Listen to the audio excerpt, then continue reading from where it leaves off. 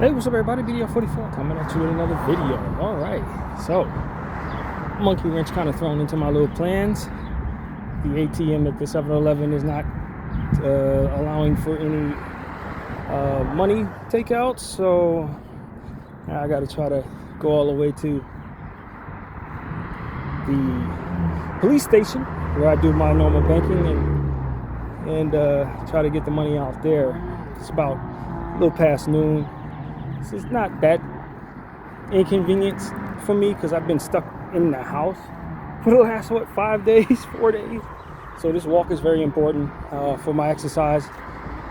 And also a good portion of the week they had the windows covered for painting. So it's kind of been a situation where the room has been very stuffy. Y'all know how I live with my window open. And yeah, they put bags over the windows and stuff like that, so it was really difficult to be in that for me. But they took the bags off yesterday, so we're back to normal. I love that. And now I'm getting some more fresh air, so it's even better for me. So I got a portion of what I needed. Now I got to get the rest of it. And backpack's not too heavy. I only purchased a few things, and so it's not going to be that much of an adjustment at all to make this walk.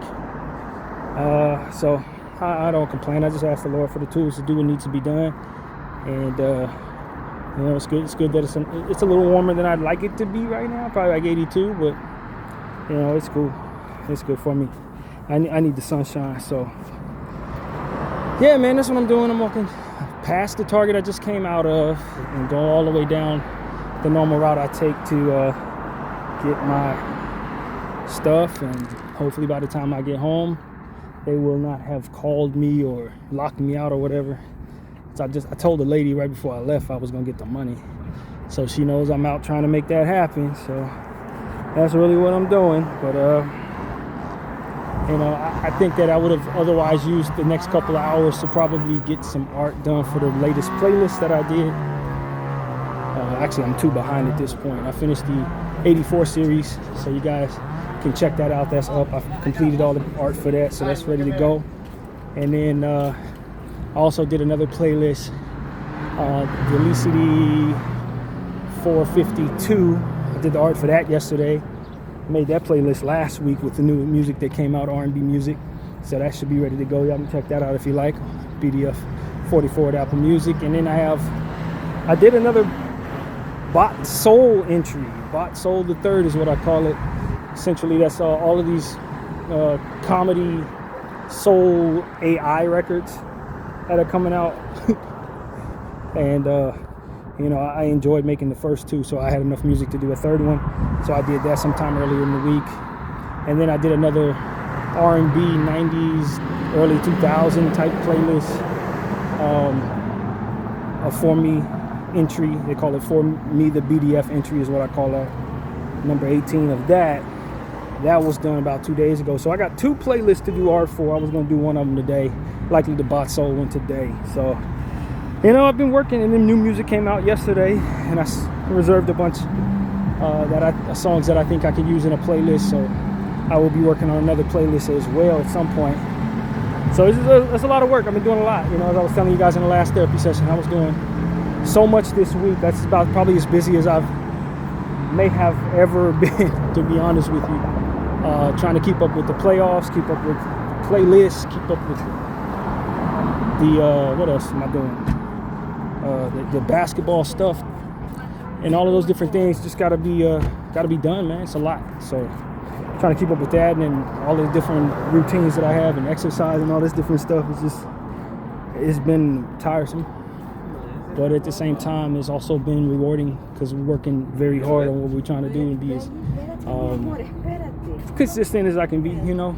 And so, yeah, that's what's up, man. Been working, and gotten some sleep in the daytime here and there as well. I'm not gonna lie, my body had been struggling, as I told you on the last therapy session as well, with some of the food choices I ate. So there was a certain recovery that needed to be done, and I've been doing that as well. But you know, it's been a lot of productivity in the creative section of life, so I can't complain too much.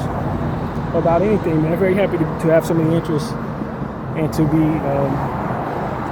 as disciplined as I've grown myself to be in those regards. So let's just work on it, man. Just keep on doing what I'm doing and see if anything good will come of it someday. If not, then at least I've left behind a lot. So that's how I look at it. But yeah, man. If anything, I just felt like this is a great opportunity for me to do one of them long therapy sessions where I get into whatever I get into. I haven't done one in over a week, so I think that'll be good for me, and maybe good from others if I can speak on some things that are meaningful to them. And that's always going to be my approach, is to try to lend my voice to topics that maybe people who are in the industry or in this YouTube space are afraid to lend their voice to for the sake of being blackballed or seen as weird or having their channel, suppressed and all those things. I'll take that sacrifice because I really don't care about that type of stuff at all. I'm uniquely wired to just not really care about what the measures of man are as it pertains to success. I kind of just do my own thing, get as good as I can get. And if people like it, they like it. If they see it, they see it. If they don't, I really am not moved by that at all. And so that's really what it comes down to, just trying to do what it is that I do to the best of my ability. And if I get my credit, great. If not, I'm not looking for any. And so that's really the gist of how I move, man. I think YouTube has been trying to suppress some of my stuff because, as I told you guys in a small video that I made about a week and a half ago, they're not allowing me to respond to people who are commenting on my videos.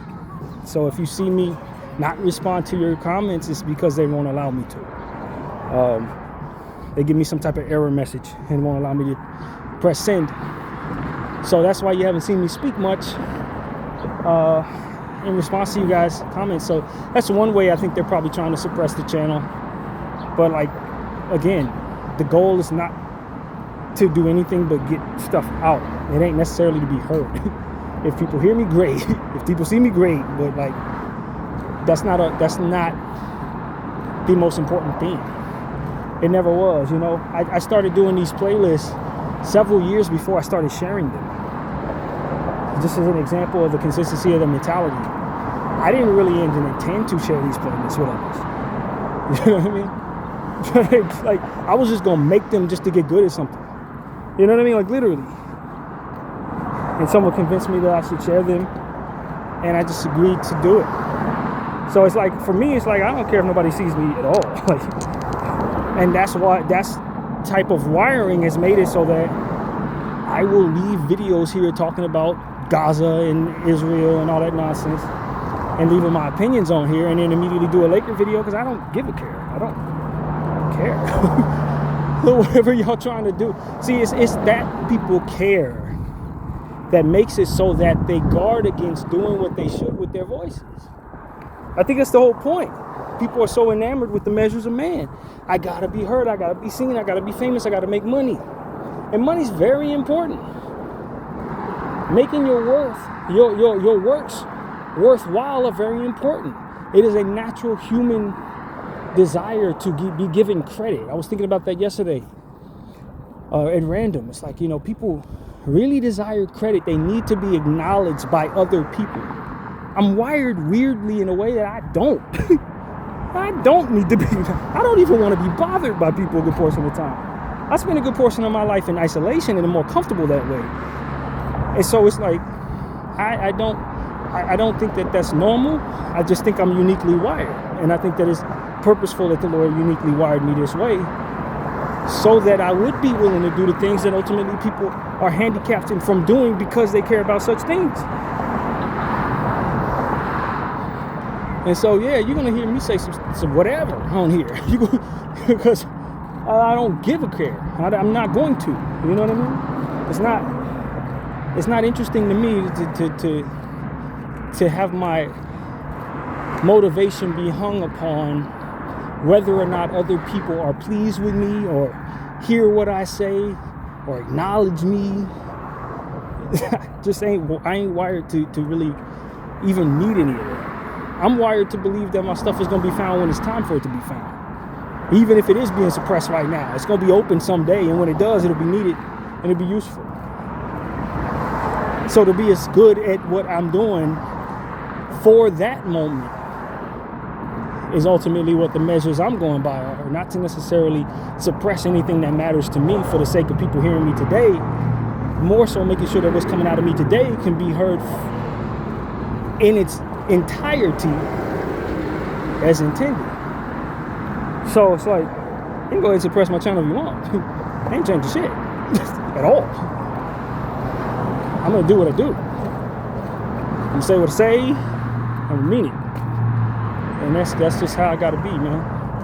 Everything else is nonsense. I'm in a compromised world where people are so afraid of not being given acknowledgement, so afraid of not earning, so being afraid of not seen as a success. People are ashamed of people who don't have a certain amount of numbers, but how they get those numbers? And they're measuring things wrong because they're not ashamed of people for getting their numbers in ridiculous ways. They still acknowledge these people who suppress themselves from saying anything meaningful, who look to push nothing but propaganda for the sake of numbers. We can celebrate those people because they're successful. They're allowed to be successful because they move in a way that allows for the intentions of evil men and the intention of dividing people to flourish through them. I won't be a facilitator of that on purpose. I won't be a facilitator of that so that I can have numbers. If that's the only thing they want people to hear, that's not what I have to say. That's not, whatever makes it so that I have to say those things are things I need to stay away from. And if the rest of the world would like that, we would have more honesty in the world. We'd have more information that's meaningful. We'd have better cultures that enrich people instead of deteriorate them from the inside out, and help people avoid mistakes in their lives that ultimately living life long enough will teach you how to avoid. People are so compromised by the need to have numbers, the need to not be suppressed, the need to be heard, that they forget to say something meaningful. They forget to allow what is meaningful to take place, and as a result, they collectively, along with everyone else who does what they do, enable the environment for which so much evil takes place. I will not comply. You understand what I'm saying? I will not comply.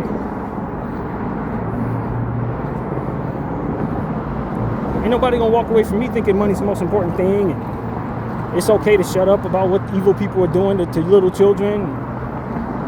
Or I need to say something. I can say something about those people, but not those people because they're better than us. I'm not complying with any of that.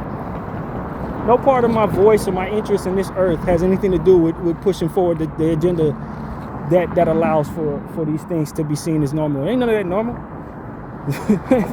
No. It's not irresponsible for me to throw away those agreements and responsibilities for the sake of trying to save us from what ultimately deteriorates humanity is entirely. And that's ultimately survival, if you ask me. Just like y'all think making money and being successful is survival, pushing forward the notion that we don't have to harm one another or be silent as we're watching others harm one another is too survival. In fact, probably more effective survival when you really consider it.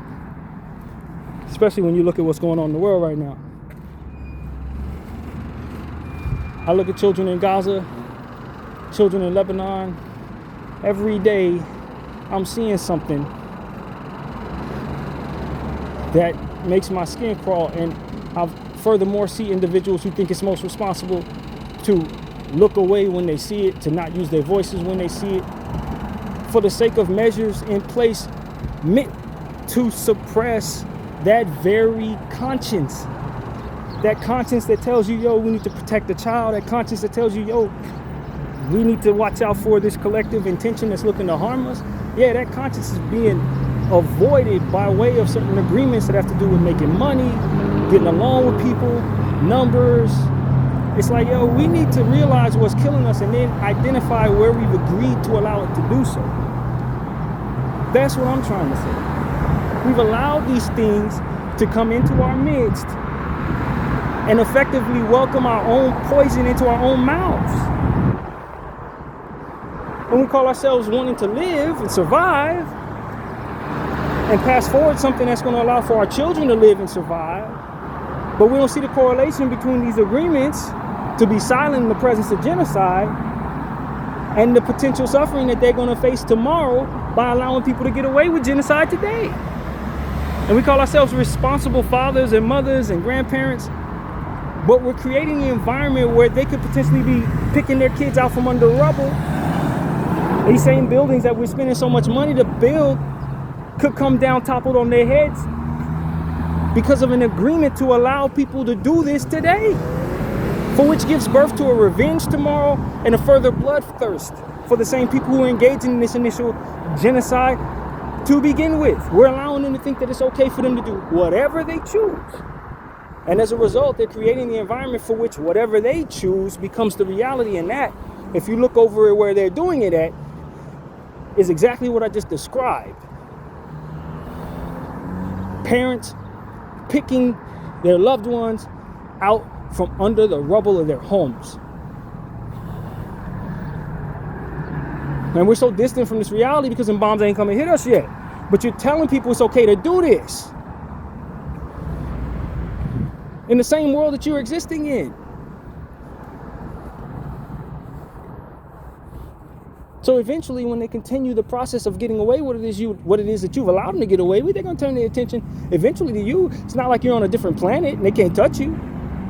When they think about their ambition and what it is they're hoping to see, in regards to what it is they're accomplishing, you're included in that because you're attached to the same world that they're already doing it in. That's the problem with America. There's a certain detachment. We think we're on another planet. We think we're on another planet. Oh, it's happening in Gaza, it ain't happening to us. Oh, it's happening in Sudan, it ain't happening to us. Oh, this is happening down in South America, it ain't happening to us. Fam, you're on the same planet as them. The people who are ambitious are looking to spread their intentions. When you tell some people they can get away with something, their ambition becomes something that only grows. Bloodthirst only grows. When you tell people they can get away with taking somebody else's land, fam, you have land. They have ambition. Eventually, they're going to turn their attention to you. It's more than common sense. It's just practical understanding. It's just numbers. If you tell me I can have a piece of the pie and then I grab for another piece and you don't say nothing, now I think I can have the whole pie. Well, if you're going to eat off the same pie, then it's your piece I take. It's your stomach that growls because you ain't going to eat. That's practical. And there's a certain disconnect between that practicality and the Western reality, or Western perception of reality, rather. And it's harmful. And it is harmful reality, man. And so I'm trying to make it so that we are looking at this the way that I'm saying it. I'm trying to make it so that people understand what it is that I'm saying in the form that I'm trying to bring it forth. If you allow people who are committing genocide, who are already ambitious enough to spread further land from which they already have into more land, then as their ambition grows and their success continues to manifest, they will continue to grow stronger in their ambition, and eventually they will want what you have wherever you're at. And a lot of people say, well, they already control the U.S. and they don't have interest in destroying us.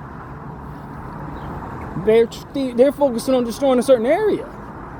This is the first time they've ever been told they can destroy a land without having anybody hold them accountable for it in modern times. They weren't actually certain this was going to work. They believed, they assessed, they projected, and then they went out and decided to do whatever they did, and it's the result of whatever we showed them they are.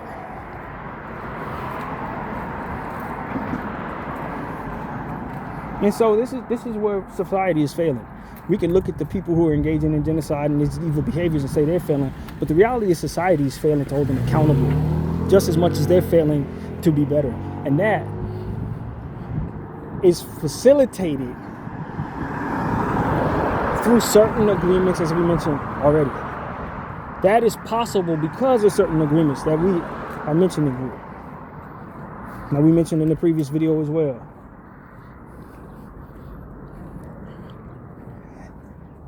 And I have, within my own little walk of life, identified where that shift needs to take within myself. Now, I do not need to be another person that's in lockstep with those agreements that manifest the reality that it's okay to do all the things that these people are doing. No. I need to deviate from that and be a part of what ultimately can be possible the other direction, and saving us from their ambition, saving us from their intentions, bringing forth an awareness that we can deviate from those agreements that ultimately facilitates their success in this regard.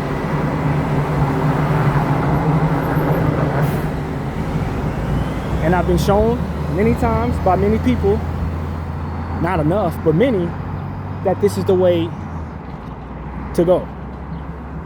Many freedom fighters and individuals who stood their ground, people who sacrificed a great deal to liberate minds, their example worked on me. So I know that my example can too work on someone else, and that we can win this battle if we influence one another the right way enough. And so that's what it is that I'm trying to do here. I'm trying to go out on a limb, stand the way my mother told me to stand, which is stand on what you believe in, stand on your beliefs, stand up for what's right. And that's what I'm doing. I'm doing what my mother essentially told me was right to do. I trusted her.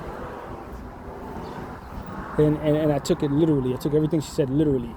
She didn't say, with the exception of what the status quo believes is sane or respectable, or if it's okay that you keep your business going, that you say these things or not say these things.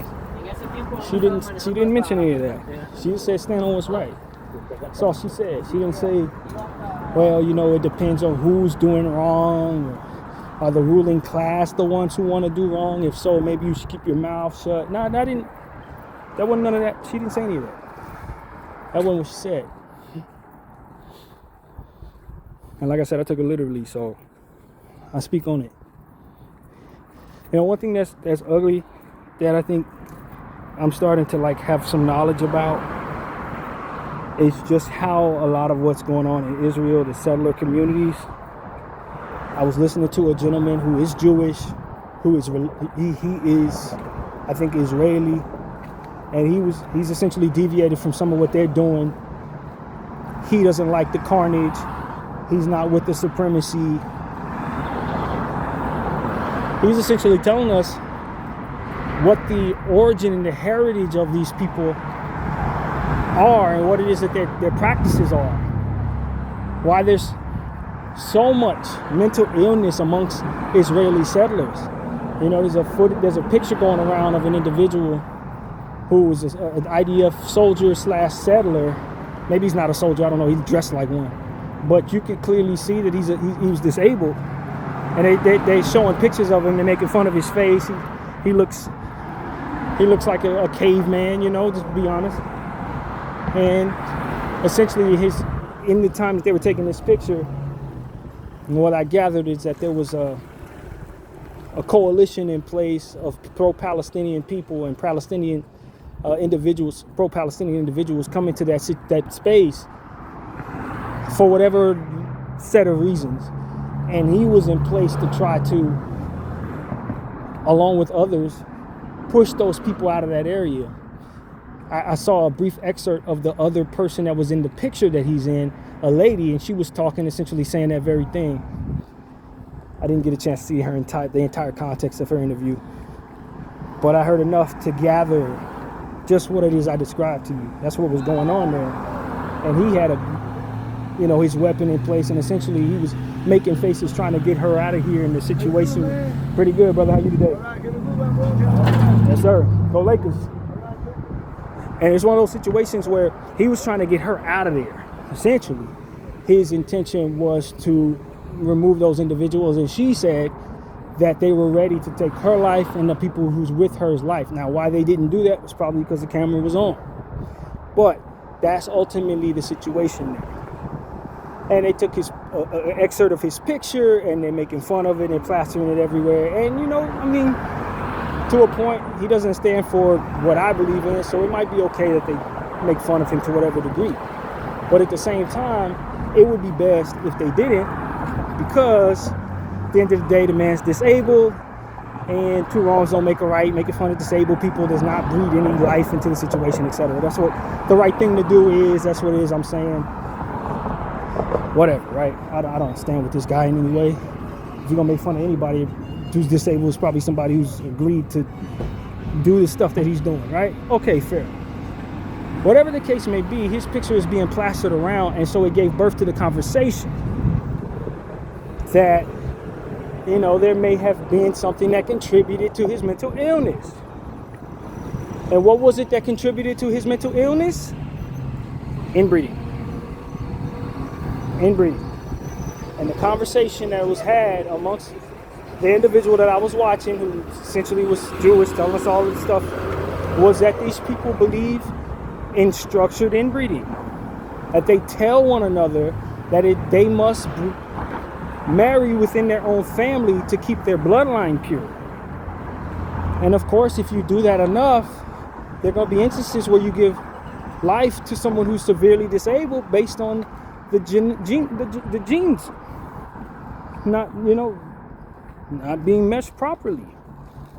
And so what he was essentially saying to all of us was that a good portion of these settlers that you see are in fact related to one another. In fact, a good majority of the settlers that you see are all related to one another. They have a lot of children, and they inbreed amongst themselves to keep their bloodline pure, because of course they believe themselves to be the chosen people. So if they allow for themselves to breed with random whoever, they dull out that for which makes them chosen. And so it's like when you come to really understand that this is the mentality, and that this is what's agreed upon, then you can understand why there's so many deviations from what's normal and so much irrational behavior within those who engage in this way. It's because a good portion of them are mentally ill, and then they have a combination of not only mental illness, but there's drugs in these situations too. So a lot of these people are sick and they're drugged up. And there's a lot of opioids going into those spaces to keep those people irrational, to keep them in this kind of caveman-like mindset. They're being fed drugs, and they're being armed, and they're being told they're most important, and that it is most important that they keep their bloodline within one another. It is, as we understand it, effectively making them completely and utterly chaotic and insane as a people. And that's why you see so much irrational behavioral displays from these settlers in Israel. It's because they're sick from this practice. Now, if I'm to believe that my people are the chosen people,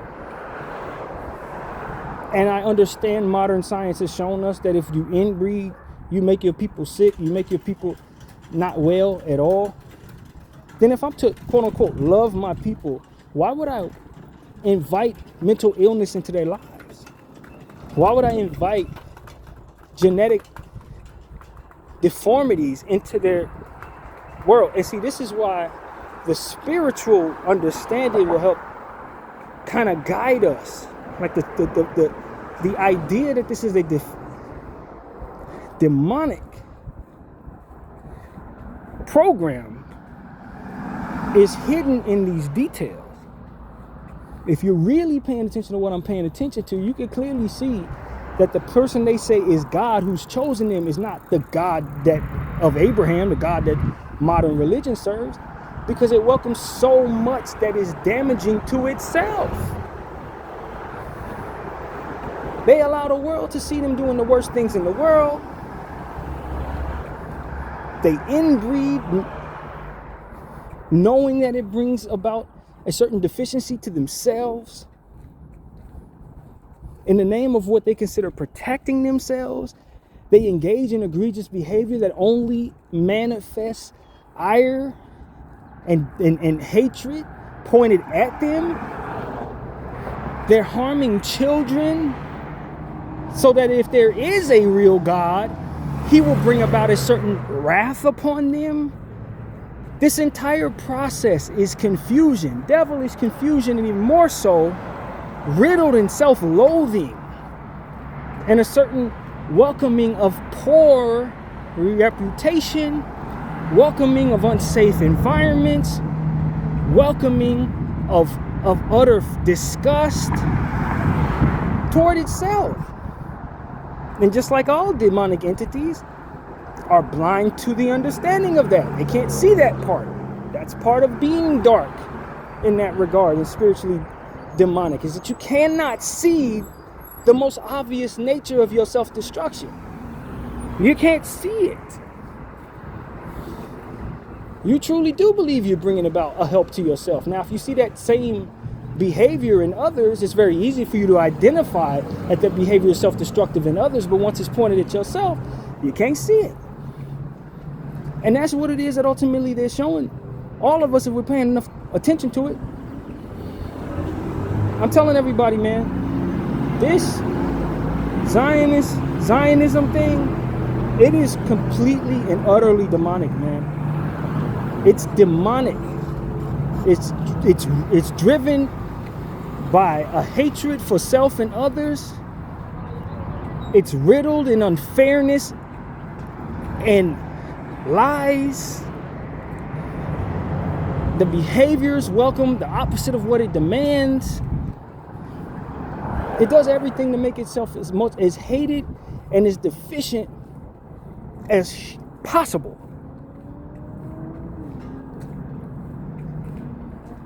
And it facilitates its own failure in every aspect that is perceivable. And that is why it's so important for people who are indifferent to all of this, who just want to make $1 or $2, who just want to sign with the winning side, who just want to be a part of the winners in all of this, to really be unaware of what it is that's actually there to see themselves. Because a lot of y'all just like, yo, man, we rolling with these people because when they build Greater Israel, then we're going to give us all the money because we support them on the way up. Or they're going to allow us land in these spaces. We're going to have blessings from the people who are the controlling class, because look how ambitious they've been in gathering everything they have, and they're going forward to take the rest, and they're going to be so successful. But you're not actually looking close enough, because if you're looking close enough, you notice it's self-destructive, man. Every little angle I'm looking at, and every little detail of what it is they got going on is something self-destructive. It's something that ultimately makes itself hated by man and God. Something that makes itself more deficient in the environment it is in. And though it controls so much, it cheated its way to everything it has. And this is so incredibly intentional on this path that it's creative in devising ways of strumming up the hatred that ultimately is coming its way. Every little thing it does welcomes its own hate. Even the fact that they are continually crying wolf in regards to being hated is something that makes people hate it. And it's like, yo, if you don't understand that hate equals destruction, and destruction equals absence, literal absence, that you are not present, then I don't know what to tell you. Hitching a ride with an interest, the intention and a society that's hell-bent on eventually being absent, not present. That's what all of this equates.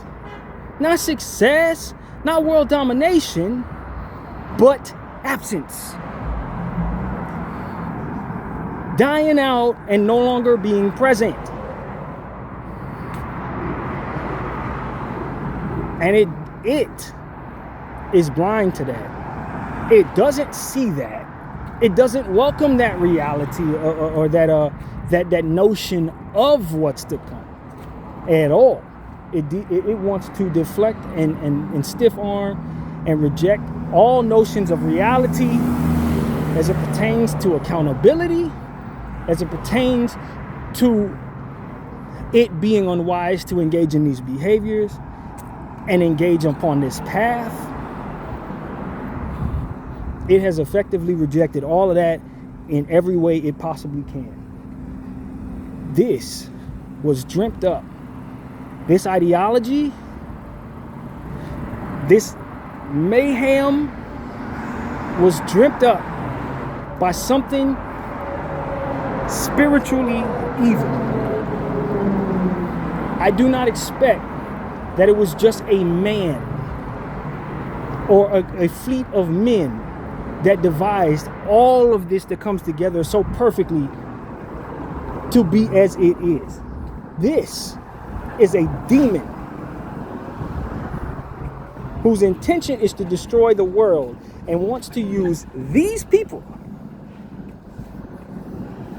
to facilitate that into reality.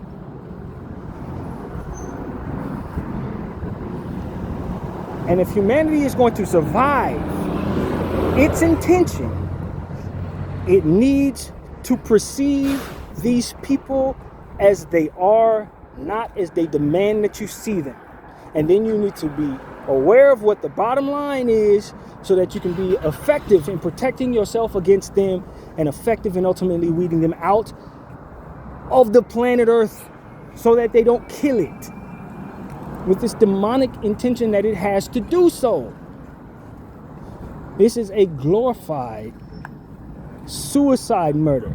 They are trying to kill themselves and all of us at the same time. That is what is there. That is what I see. That's what we need to understand, and that's what we need to guard against. And if we don't get that, they're going to be successful. We continue to be concerned about what it looks like if we don't guard against this or that, they're going to destroy it all. Everything. All of it. Continue to let our capitalism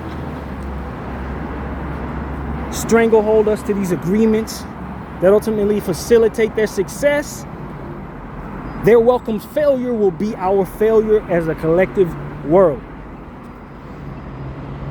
I am trying my very best to help people see what it is that I've learned here and try to make it as easy to palate as humanly possible.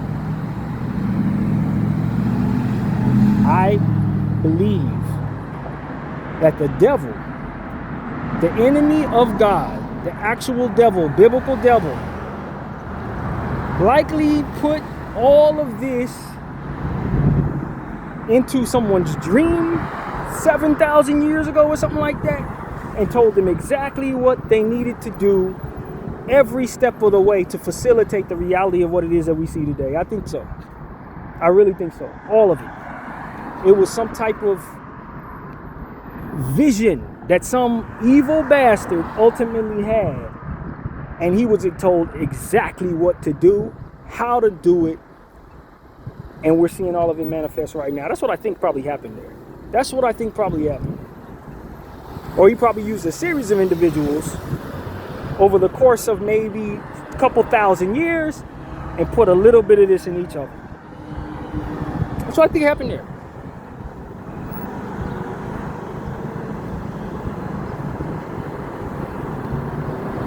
And so, from a spiritual perspective, I tell you that if such a thing exists, it's only present to bring about a certain destruction to that for which has been created by God, a greater good, a certain entity that put all of this together in the first place. Its intention is to destroy what it created. So if you don't believe God exists, you're not paying attention to the enemy who's in plain sight. The enemy of what exactly? If not for the presence of something, what the heck is he doing all this for? That's the point.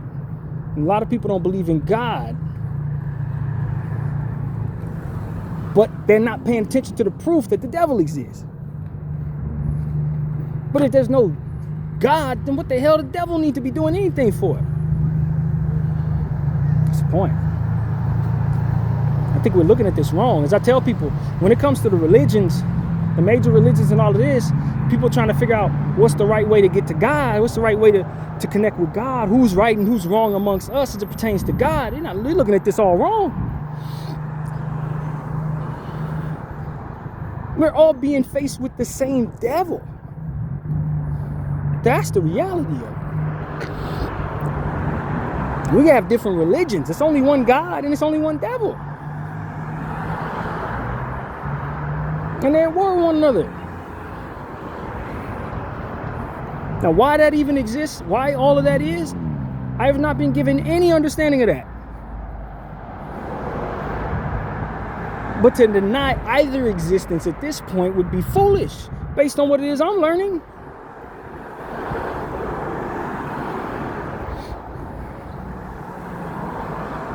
Lies and misdirection, deception, all of that's the devil stuff. He wants you to be as confused, lost, and worn out, and as sad and unhappy as possible, so that he can facilitate all of his intentions through that unhappiness. That is exactly how he's able to make everything happen. If people are happy and shining and sharing and hopeful and aligned with something greater than themselves, inspiring them to be their best, it's not a whole lot of standing room for the devil. He occupies himself in your unhappiness and in your lack of faith and in your compromised nature and your agreements to put yourself before one another and before something greater than yourself. That's where he finds his standing room. That's where he finds his place. Without any of that, there's nowhere for him to land. He can't hold on to anything without any of that.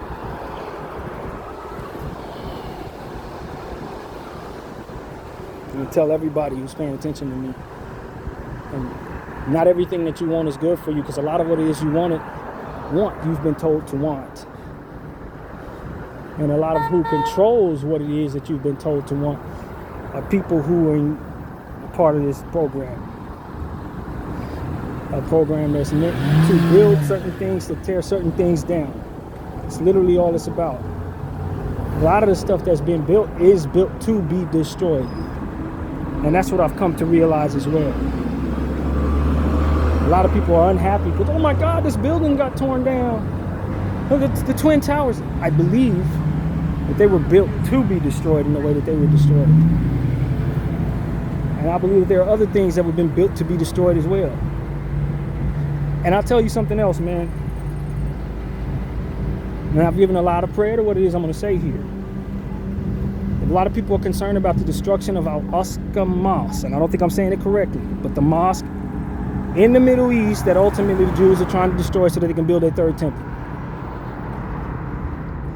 I want people to understand that the Lord has put it in my heart to convey with all respect to my Muslim brothers, with all respect to my good Jewish brothers and sisters. These are just buildings.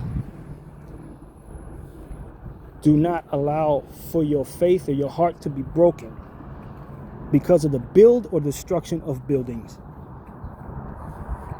The Spirit of God is in your heart and in your intention to connect with Him wherever you stand. My faithful Christian brothers, we can have prayer and church on this corner. My prayerful Muslim brothers, you can lay down your mat on this corner. There is absolutely no reason at all for you to have your happiness wrapped up in whether or not a building stands or whether or not a building falls. this is something that the Lord put in my heart, and I know this is going to bump a lot of people's spirit. They ain't going to want to hear this, especially my Muslim brothers, because that mosque is like super sacred, and I respect that. I respect that, and that it's different for you than it is in my religion, my Christian religion. I respect that. Ain't nothing like it. There's nothing I can relate to at all. It's just what the Lord told me to comfort you all, as these evil enemies of God are intentional on destroying that mosque. If they are able to destroy that mosque, it should not break your heart, because it is a building. It is a building, and buildings are to be built and destroyed according to the time for which they are to exist. They are not the substance of life, for which we should value more. They're not the substance of water or our breathing. They're just places. They're just places. That's all they are. It's just a place. It's not the end of the world if it gets burnt down or destroyed, any of that. It's just a place. Don't have your heart wrapped up in whether a place is still standing, especially a place of worship, as to where you are placing your faith in a living God. Then you know that them destroying the building does not destroy that God nor that faith. That you know that if they are destroying something that's sacred, they too are welcoming curses upon themselves that they will not be able to escape. You need not shed one tear for one building or a fleet of buildings falling. For those buildings can be built again, greater and stronger and more meaningful than the previous ones. No mosque, no home, no church. For these things are in your heart, and don't need to have buildings to shelter you in. Because I'm listening to a lot of people, they're devastated if something happened to this mosque. They're going to be heartbroken. Some of them going to want to unalive themselves. This mosque ain't standing. This in and of itself, to my understanding, is not what God wants for you. I won't venture as far as to say it's sin, but I will say it is not what he wants you hanging your emotional and spiritual happiness upon at all. The enemy is intending on breaking your hearts by destroying this building and building up a building for which will destroy his heart when it's torn down. You need not have your heart wrapped in stone.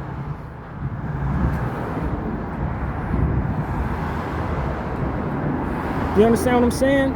You need not have your heart wrapped in stone. One of the things that I often say is I hold my heart in hand but worship God. It says to say, if that heart gets broken or destroyed, I still have a faith in God, that regardless of how well I'm feeling or what it is that's going on. Because a lot of us, our happiness is determined on whether or not we believe in God or whether we're obedient to God. You need to jump ahead of the trauma or the tragedy that's coming into your life, as to not find yourself being used by the devil upon the inevitability of that tragedy. Some of us are going to lose things that are meaningful to us. Your relationship with God should not be contingent on whether those things remain whole or in your life. Because that's exactly what the devil is taking those things from you to do. And God gave you all those good things. As we mentioned before, heaven is from which all good things come, and from which all good things return. So if your belief in heaven is contingent on whether or not those things stay in your life, when they return, so too will your your belief that you are to be reunited with those things. If I let the passing of my loved one turn me into an evil person, it will secure that I am not able to see my loved one again. You only get those things back through God, through a relationship and an obedience to God himself. And a lot of people are not able to identify that should be their true north. Not the things that they love, but the God from which those things come from and to which they will return.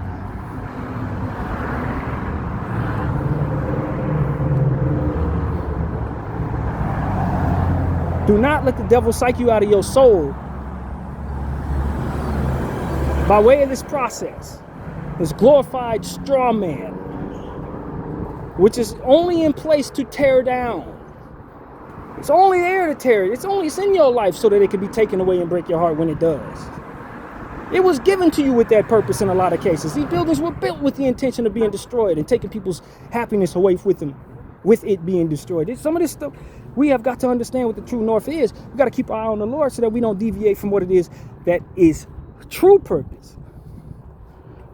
Not to be in love with things and circumstances being as we please with, but to more so understand what's going to get us through whatever the circumstance is, so that we don't get too high or too low, so that we don't find ourselves completely broken when things are taken from us, or completely ungrateful when things are given to us for the sake of some notion that you're deserving.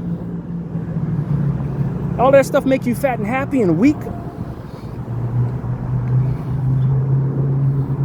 or contingent upon doing things that you have no business doing, or allowing things you have no business allowing, so that those things can stay in your life, you hope, so that you can be responsible in keeping those things in your life, you hope. All of that is like a straw man. It's built to just be torn down. It ain't there for no other reason than to be torn down. It ain't there for no other reason than so that you'll have your heart broken when it's taken away. It ain't meant for nothing else. And that's why I want people to understand, keeping your eyes on what matters.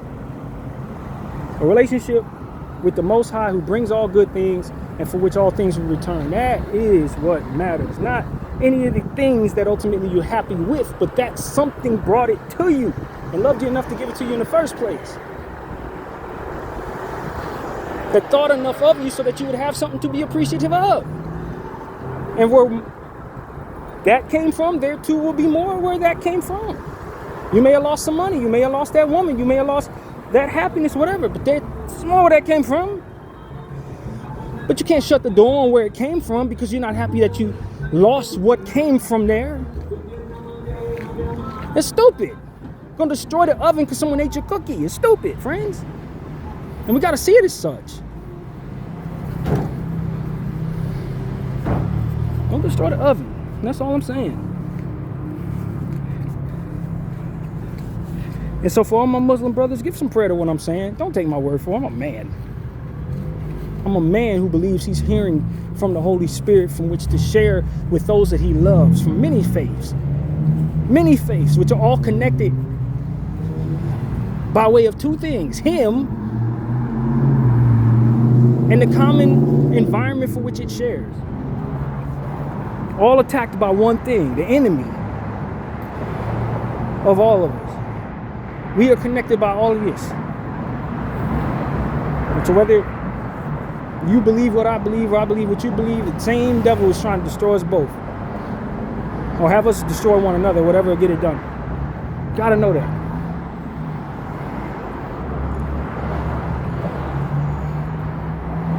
And so that's what I'm telling all of us, man. Let's keep our head on what matters, man. Keep our minds on what actually matters.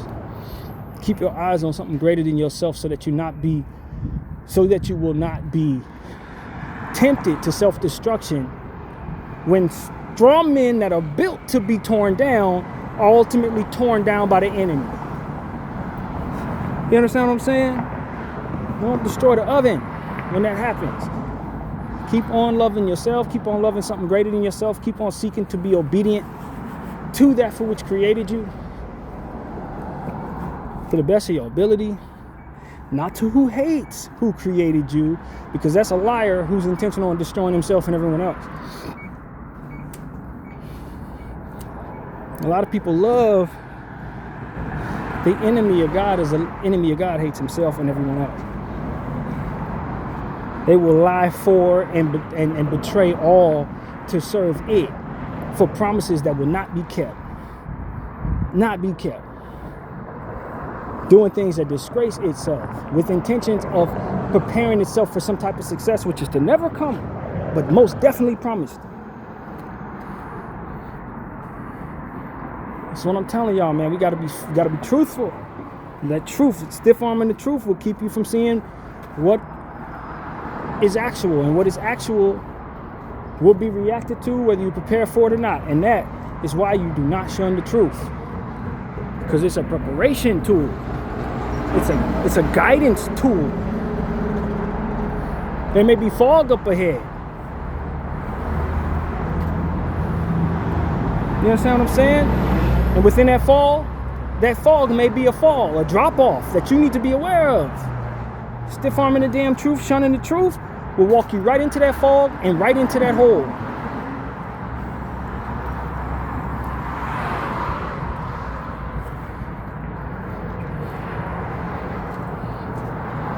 So that's really what I think the Lord wanted me to say to all of us, man. I understand what he put in my heart to understand. There's still so much more for me to learn and understand, and maybe some things you understand that I do not get. That's perfectly fine. That's just part of the human experience. But when it comes to what it is that I'm seeing with these folks and how they're operating, believe me when I tell you, man, I don't care what they tell you. Their intention is to destroy themselves and everyone else. I don't care what people who are irresponsible and ignorant are agreeing to in their name. They are not the winning side.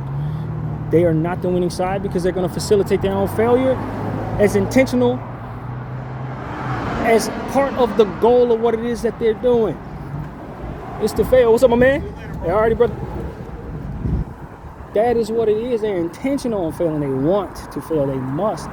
It's part of what it is that all of this is dreamt up to be. And so that facilitation of failure can be possible. We have got, if we're going to survive all of this, to not make the wrong decisions as it pertains to what side of this we're on.